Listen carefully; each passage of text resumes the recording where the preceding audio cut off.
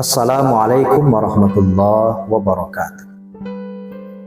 Saudara, dalam sebuah riwayat Rasulullah Shallallahu Alaihi Wasallam pernah mengatakan, nanti di yaumil akhir ada 3 manusia yang pertama sekali dicampakkan oleh Allah Subhanahu Wa Taala ke dalam neraka.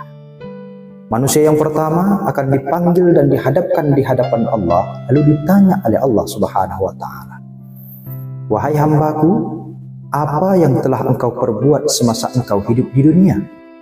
Hamba ini menjawab, duhai Tuhanku, semasa aku hidup di dunia, aku ikut berperang ke jalan-Mu, sehingga aku mati dalam keadaan syahid. Semua itu kulakukan untuk-Mu ya Rabb. Kata Allah, tidak, kau bohong.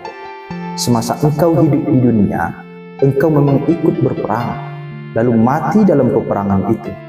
Tapi semua itu kau lakukan bukan untukku, melainkan engkau ingin dipuji sebagai seorang yang pemberani. Lalu manusia yang pertama ini dicampakkan oleh Allah Subhanahu Wa Taala ke dalam neraka.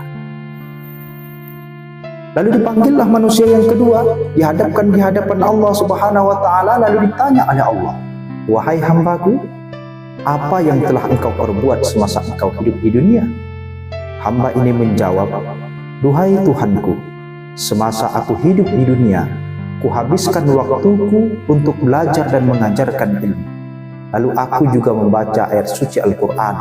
Itu semua aku lakukan untuk-Mu ya Rabb. Kata Allah, tidak, kau bohong. Engkau bohong. Semasa engkau hidup di dunia, engkau memang belajar dan mengajarkan ilmu.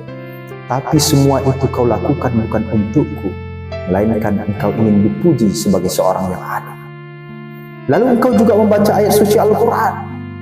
Tapi hal itu kau lakukan bukan untuk-Ku, melainkan karena engkau ingin dipuji sebagai seorang qari. Lalu manusia yang kedua ini pun dicampakkan oleh Allah Subhanahu Wa Taala ke dalam neraka. Lalu dipanggillah manusia yang ketiga, dihadapkan di hadapan Allah Subhanahu Wa Taala, lalu ditanya oleh Allah, wahai hambaku, apa yang telah engkau perbuat semasa engkau hidup di dunia? Hamba ini menjawab, duhai Tuhanku, semasa aku hidup di dunia, engkau berikan aku banyak harta, lalu dengan harta itu kuinfakkan ke jalan-Mu. Semua itu kulakukan untuk-Mu ya Rabb. Kata Allah, tidak, engkau bohong.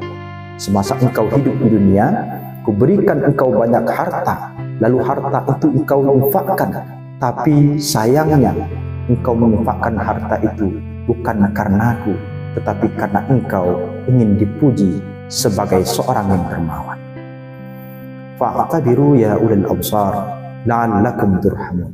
Wassalamualaikum warahmatullahi wabarakatuh.